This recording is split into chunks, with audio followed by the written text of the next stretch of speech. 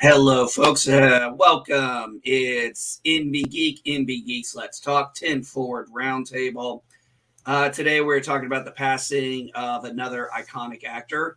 Unfortunately, I'm going to be completely honest. I can't pronounce the guy's name to save my life. So I'm hoping my co-host over here, who suggested this one, can do that. So I'm going to go with just our introductions, and then I'm going to let my co-host take over. So first, I got to fix this because this doesn't look right. Yeah, there we go. Much better. Yeah, it needs to be that way. Actually, you know what? Since you're running this one, yeah, I'm going to put you in the lead. All right, everyone.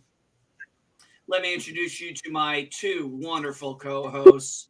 The man who makes Twitter trolls cry and mops the floors with their tears, Jack Beers! Hello. And also here, my other co-host, who has become a very wonderful, valued addition to these panels. She's smart. She's knowledgeable. She's also Jack's girlfriend, but we don't hold that against her. She is a geek through and through. Folks, Alyssa AVP!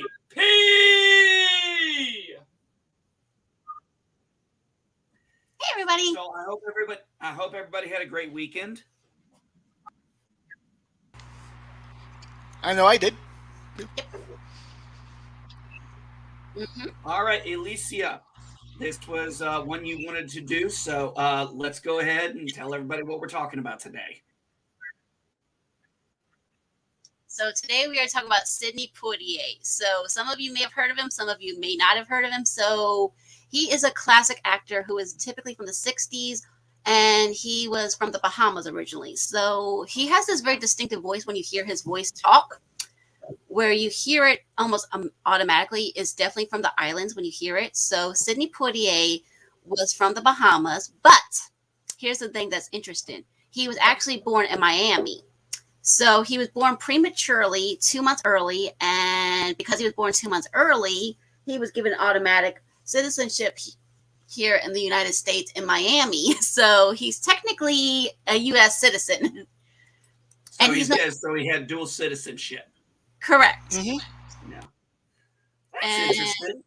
He was in a lot of iconic films. They Call Me Mr. Tibbs is what his iconic line from In the Heat of the Night. He was also in To Serve with Love. He was also in Guess Who's Coming to Dinner. He was also in The Defiant Ones. He was also in Blackboard Jungle. He was also Lilies of the Field, where he got his only Oscar. He was also in... Now, wasn't he the first black male actor to get an Oscar? Yes, he was. He was the first one to get one in 1964 for Lilies of the Field. So he was also nominated for 2 Emmy Awards. He was nominated for 2 iconic roles. He was nominated for playing the part of Thurgood Marshall, and he was also known for playing the part of Nelson Mandela. So he got nominated for those 2 iconic roles as well. Oh, that's a movie I've been meaning to watch. The one where he played Nelson Mandela. I heard that was really good. Yes. Hold on a second. You go ahead and keep talking. I will be right back. So Sidney Poitier was basically, he didn't know he wanted to go into acting. He was basically started as a dishwasher kind of job. And he went into the military at one point. He also faked like he had a mental illness because he was wanting to get out of the army. He says, no, I really don't want to do this. He fakes it. And he went into the medical field where he worked in that for a little while. And they threatened him. And he was scared to death with that kind of knowledge, knowing, wait a minute, these people are going to kick me out. And so he admitted, okay, I lied about my age. I'm sorry, I lied about my age. I'm not actually the age that I am. So after he admitted his lying, he had to go through some therapy. They threatened to put some shock therapy for him. Once he came clean about it, so to speak, then he finally started taking it seriously, and he was able to discharge successfully out of the army at that point. Let's see. Yeah, because he attempted a fake insanity, and they said, "Wait a minute, you're not really insane. How can you be insane?" But yeah, Right. Kind of like Catch-22. which is a good book, by the way, if you've never read it. Mm-hmm. So yeah, his family was from the Bahamas. His father was like a farmer. His mother was more like a housewife kind of type and everything like that. And he also had a very strong background that took place from Haiti and everything like that. So that's the reason why you heard the accent when he would speak certain words. He had it more distinctly than others. And he also moved from the Bahamas at 15 years of age, went to New York City. First, he went to Miami for about a year, and then he started a job in New York City as a dishwasher. And he did another audition soon after he did his dishwashing job, basically, where once he landed that successful audition, after that, he started working in his way into Hollywood from there. Because they said when he did a certain role, they said, you sound like a bit like a dishwasher. He says, well, how do you know my job? Oh, by the way, I love the fact that you say dishwasher right. Yes. Yes. Yes. Amazing how many times just FYI, folks, public service announcement. If you watch this now or later, I can guarantee you during this hour, 2 out of 3 of us will most likely be getting high. Just fair warning. I'm already high. I mean, considering I did just run to the dispensary today, we pinch hit everything we had last night, and it was like, yeah, I got to go this morning. I was going to go yesterday, but I knew we had enough. And usually Sunday they have some discount rates. Although I did use all my points, so I had to use all my points as well because they're going to no point system. But hey, no big deal. I saved my points for the holidays. Extra weed. I don't blame you, but you're fortunate with that because you're an actual resident. I'm not a resident of Illinois. I got to drive to Illinois to do this, and there's a limit on how much I can buy. Well, there's a resident amount you can buy, and there's a non-resident amount. So I can get 250. So whereas if I was a resident, I could do 500 milligrams, but as a non-resident, I can only do 250 of THC vape. But here's the thing: I can get vape, I can get edibles, and I can get flour because they're they accumulate individually different. Mm-hmm. So they treat them as different products. So that's always a nice thing. But anyway, keep going, Alicia. You really look like you did a lot of research. I do. So he did a couple of roles. Like I said, the only role he got nominated for an Oscar, which he received for, which was Lilies of the Field.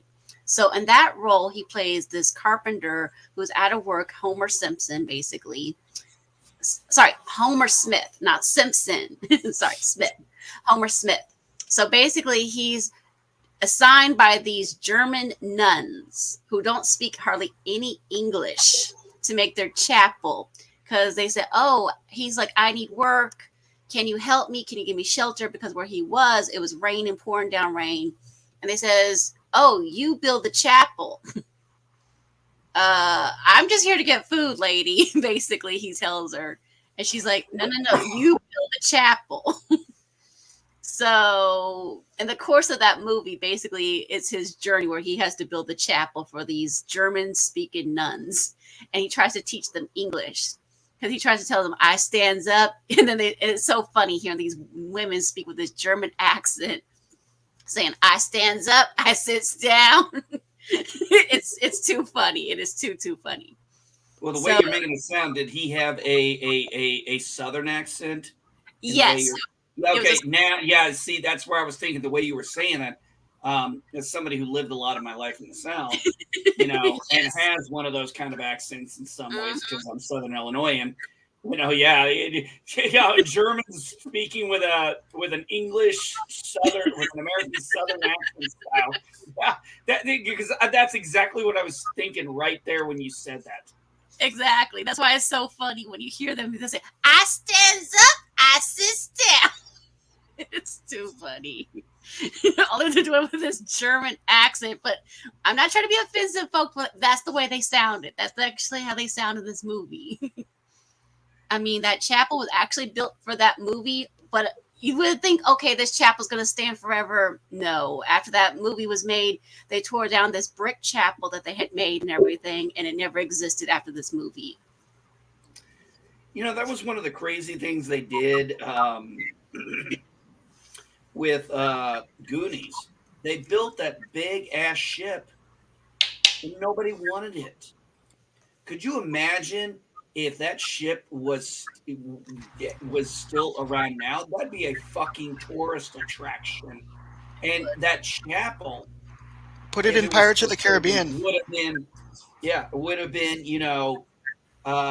they would have had signs up and stuff, and people talk about it, and it would probably have a worship service in it. Mm-hmm. It's they just sometimes don't think ahead. No, they didn't. They didn't think ahead with that one, unfortunately. So the funny thing about it was me doing that accent kind of thing. So he himself was actually fluent in speaking Russian. Here it is, this islander gentleman speaks Russian fluently. So that was the thing that was kind of funny to find out that he did that at one point. He also received the knighthood from Queen Elizabeth II in 1974. And he also received the Kennedy Center Award honors in 1995. And then in 2009, he received the Presidential Medal of Freedom from Mr. Obama. And he was the youngest of 7 children.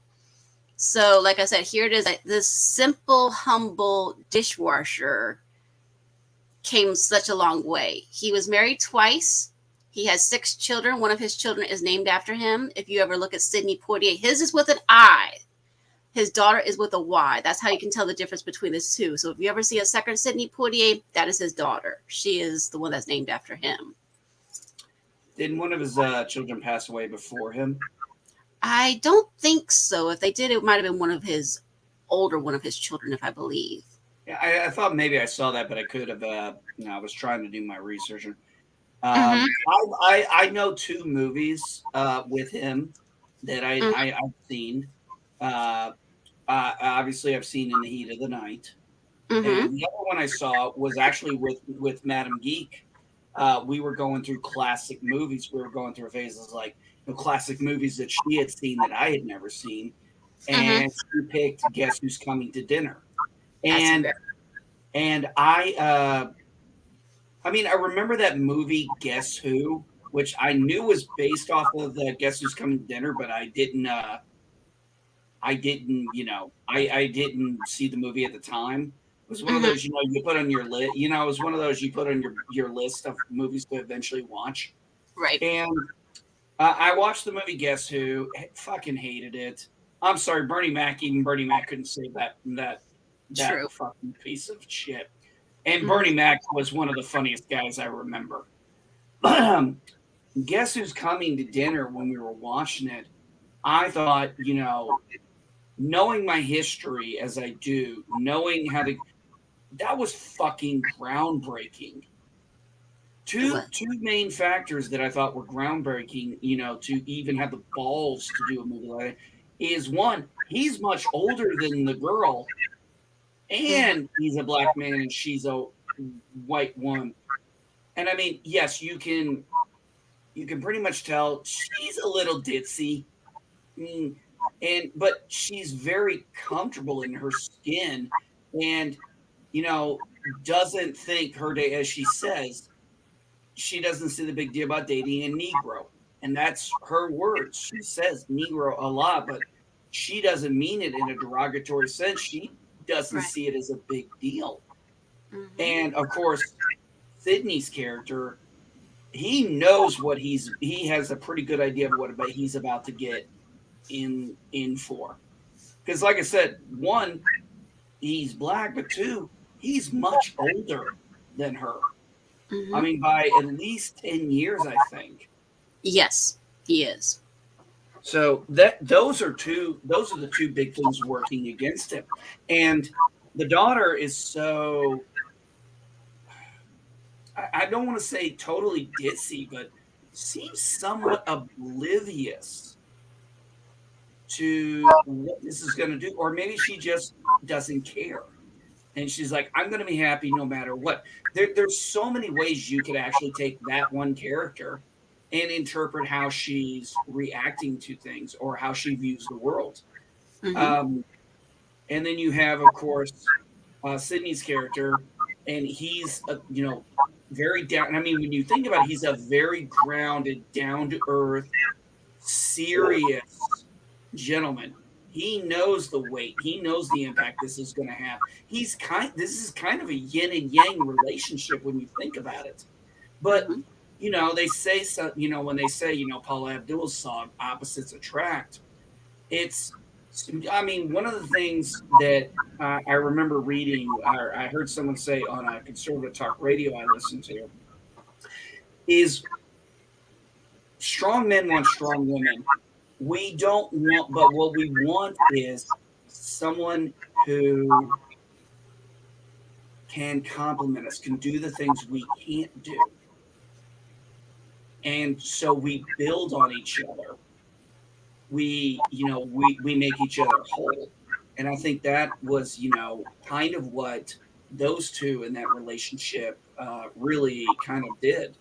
And of course, a lot of it is between the parents who, the dad's kind of freaked out, obviously. I mean, and the Mm-hmm. mom, your thoughts on it, on Guess Who's Coming to Dinner. Well, so I was thinking firsthand because I had neighbors before I moved where I am currently. So she was white, he was black. And that was very controversial because at one point her own father did disown this woman.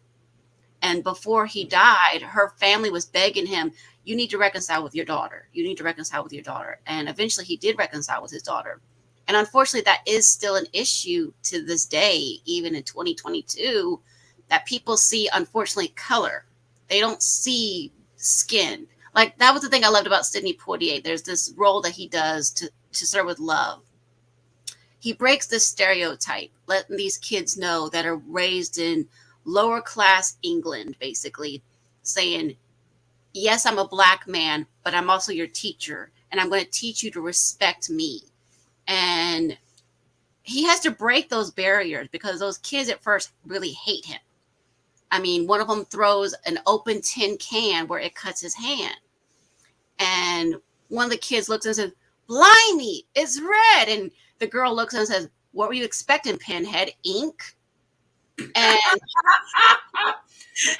There was I've never understood this issue mm-hmm, because I made a comment a long time ago. I said to someone, I said, you know, there is a reason why we are attracted to a certain type of person. mm-hmm, What is it? How did it come about? Example, I like women that are redheaded or brunette more than any other. I don't really care for blondes, even though my first wife was a blonde, but that was dyed. But another thing I find absolutely gorgeous, and both my wives had that, and my wife has them too, is freckles. I love freckles. To me, freckles are one of the sexiest things on a woman's body. I absolutely love. Why? I have absolutely no damn clue. I've actually tried to think about it, and I'm like, only there's only been one person I know in my family that had freckles, and that's my cousin Ayla, and that was from I believe from her mom's side of the family. But other than that, nobody else in my family on either side had freckles. So I don't know why I find it true. Maybe because it's a very different thing than what I used to see, and I found that different attractive. When it comes down to it, though, we like who we like, and we like a type of person, and when you accept that, you complement each other, and that's what makes a successful relationship. Well, that and honesty, just being fucking straight with each other. true. And I think that's what in Guess Who's Coming to Dinner was trying to do, but it was doing it especially in a time when I'm actually surprised this movie even got greenlit. Yeah. Because this is not.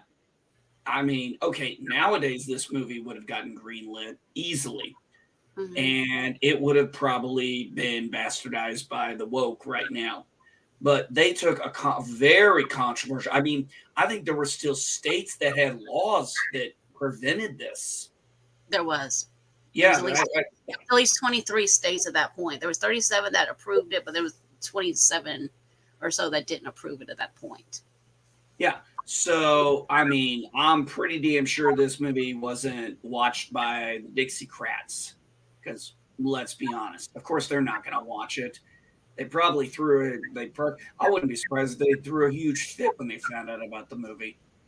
Probably. I actually could see that. So they really, at that time, that's Hollywood actually being, unlike what they try to say now, they're being bold, they're being brave. No, you're being a bunch of dumbass broke bitches. That was bold. That was brave. That was really going for it. All right, please continue. Sorry. I've only seen the movie once, but it was a very powerful movie. It was. I've seen it only once myself. I mean, and there was the thing is, so it's kind of interesting that you're bringing that up. The thing is, Sidney Poitier, normally his co-stars were of the Caucasian race. That was basically his type of woman that he preferred most of the time. I mean, most of the time you see him interacting with a woman that was from the white race. I mean, in the movie Patch of Blue, he's attracted to a young white girl who is blind. In the movie To Serve with Love, he's attracted to these women that are white. Guess who's coming to dinner? She's white as well. I mean, like I said, he had a particular type, and that was controversial in that time period for him to do that because they said, no, we don't want you doing this kind of thing, with the KKK still around saying we don't want this. But for him to do that and be a groundbreaker, says, no, I'm going to do this, and I love this person. It doesn't matter. So I'm glad he stuck to his guns and stuck to it and said it. Well, if you look at his face, he has what my great grandfather, sorry, had a chiseled face. He had a very strong, what we call, my family would call a strong face. So I bet he came across as very intimidating. And I mean, his voice too could come across. I mean, when you put those two factors together, he probably came across as intimidating, even if he didn't mean to. But you would probably know when he's not happy with you. He just has those features with that. Anything else you want to add? No, I think I covered basically everything that needed to be covered. I mean, like I said, it was ironic. Like I said, he played this teacher. He never himself was a teacher, but yet he plays this teacher, like I said, in this lower class England, and he teaches these kids. He taught them respect. And he basically did the simple thing saying, I'm going to call you sir or Mr., whatever your name is. For the girls, he would say miss. And he says, if you can't call me by my name, you can call me sir. And that's how the movie was about. I mean, it was based on a true story about a real teacher who actually did this kind of thing over in England in the 1950s era. And then they made the movie 10 years later. So, and then they made a sequel, which was not as popular, that Sidney Poitier. So Sidney Poitier did stop acting at one point. He basically stopped acting, and then he moved into the directing portion, where one of his first films had Richard Pryor in it. And then he basically went into that era for one period of time. Oh, no. What was the movie he had with Richard Pryor? Because Richard Pryor is just, I'm sorry, Richard Pryor is just comedy gold. Yes. Where did I put that? And him and Gene Wilder. Hey, that's what we should do, guys. We should do a history of film, the Gene Wilder and Richard Pryor movies. Because those two just gel together so well. What about you, Jack? Have you seen Guess Who's Coming to Dinner? I'll be honest, I looked through his entire filmography and I realized I haven't seen a single movie he's done. Okay. Well, yeah, so I have to catch up. So that's why I haven't really been. It sounds like there's a few movies here. Alicia was talking about that. Sound very interesting, and I would be very interested to watch them. Because the only two movies I know I've seen him in was Guess Who's Coming to Dinner and In the Heat of the Night. And Alicia, well, I guess we'll kind of wrap this one up early because we're kind of hitting your, but that's fine. That's fine. We've been having fun. That's fine. Not every actor we're going to all be as knowledgeable about. I wish sometimes we were, but I've found times where I'm like, how the hell did I never watch this movie? Why didn't I get to this movie yet? You start going through all that. It's like, what the fuck? Mm-hmm. In the Heat of the Night it was another one of those controversial movies where he's not just a police officer going to a new station. He's a police officer in the South. Yes. He is a black police officer in the South, and his boss is a fucking racist. He is a flat out racist. There's no way to sugarcoat it. Right.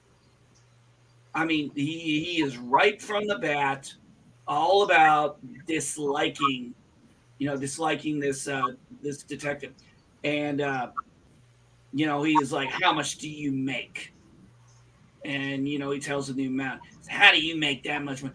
I work, and he's talking like, "I work," but I mean, he's holding his ground Oh to yeah. this racist sheriff, this racist cop. And he's not backing down. He never backs down. And you really see times you think this is about to go to blows. I mean, the tension is just so thick throughout the movie. But as it goes, you start to see the racist cop, which, let's be honest, he's probably not seen too many black people, and the ones he has probably may not have been the best and reinferred the stereotype racist he was brought up on, because he was brought up on racism. It's obvious. He starts to realize, Sidney's character is a good fucking cop and good at his job. And he doesn't, I don't think at the end of it, he's still a racist. But he does have respect for Sidney's character. Mm-hmm. Yeah, and I mean, I think there's an important distinction in that, because normally and nowadays, if you did a movie like that, it would be the racist would totally forsake his racist ways now because of this wonderful man who changed his life. Okay, that's what they'd want to do. Okay, that's a step beyond. That's when you start saying, okay, suspense of disbelief is one thing, that you just fucking fuck this really bad here, because it wouldn't have been, if it had gone that route, it wouldn't have felt genuine. In fact, I think it would have cheapened the ending. Yes, it would have. Well, what were your thoughts on it? Well, the thing is, he did roles like that, where people were thinking it's going to be a happily ever after, like in the movie The Patch of Blue, where he's helping this girl that's blind and everything like that. And she tells him, "I love you." And her mother is a bigot as well. And she tells him, don't have anything to do with this man and everything like that. And he pushes for her to move into this blind school. And it basically left you sort of like wondering, is he going to maybe reconnect with her after she leaves this blind school, after she leaves? But it left you ended. It was basically where she just basically went off into the distance, and he was left with that she had left behind. So that was the thing. He always left you wondering, can I make a difference? Have I made any impact with his kind of roles? Oh, that makes sense. You're bringing up a lot of roles I didn't know he did that sound very enticing to watch. I'm gonna have to look up some of these on IMDb and see where they're located on one of my streaming services, because I like stuff like that. And like I said, those were the only two movies I ever saw this guy in. But I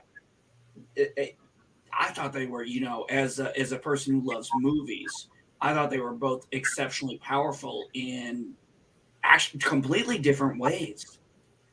I mean, let's go back to Guess Who's Coming to Dinner real quick, and then we'll close it out. Hmm. One of the things too that was a social issue would have been is what was going to be the ramifications to the parents, because what would society say to them? I mean, they were what, in New York, but okay, in the Hmm. '60s. Uh, what would their families think? What would their friends think? What would be the ramifications of the church they may go to, the social people they hang out with? Because obviously they're a wealthy family. Yes. What would this impact on their businesses? I mean, there's a lot, and I think that not even saying all those things out loud, Sidney really knew. You could tell when he's talking with the parents, he gets the ramifications that are actually, if they accept this, are going to actually be more impactful on them than it will be on him. And I think he really just was able to portray that, maybe not even realizing it, but he really did a good job, portraying all that, what I just said, with just his expressions and a few simple words. So, I mean, the guy did have a very powerful voice. He did. He did. I would give it. I would say, whereas I look at Morgan Freeman as that guy you could listen to fall asleep to, because it would just sound so nice. Like he'd be reading you a bedtime story and you fall asleep to Morgan Freeman. Whereas I would say Sidney had more of a Avery Brooks. Just that face and that voice that just, I mean, for lack of a better term, commands respect. Right. Um, and Exactly. yeah, that's what I would compare his voice to. I just now thought about that, but yeah, the some people have a face and a voice that just radiates respect, intimidation, and he definitely had one of those faces to do it. Hmm. All right, folks, we're going to close out early. This is a short run, but that's okay. Uh, what do you guys want to do? Let's get back to the '60s. And hey, I was thinking maybe February. I was thinking a couple of things for February and March. What do you guys think about, say, February? We do a theme, history of movies, and we pick a particular actor, and we kind of go through. Now, each of us picks an actor, and we go through their filmography and their history That for works. February. And then I thought maybe for March, what do you guys think about doing history of film, and we go over each of the Star Trek series? Sure, I like it. I like talking about Star Trek. So sure, Oh yeah, up we to a all like it. certain. We're not Oh no no mentioning no that. no no no no no no no! We stop at '05. We stop at '05. There is no Star Trek since '05. That there's Except no. for Except for the Orville. except for Orville. Okay, well, STO, yes. Yes, the only real Star Trek right now. And oh God, can March get here fast enough? I already got my Cobra Kai fix. By the way, I got a shit ton of reviews. I gotta Oh get yeah, that through. was that was okay.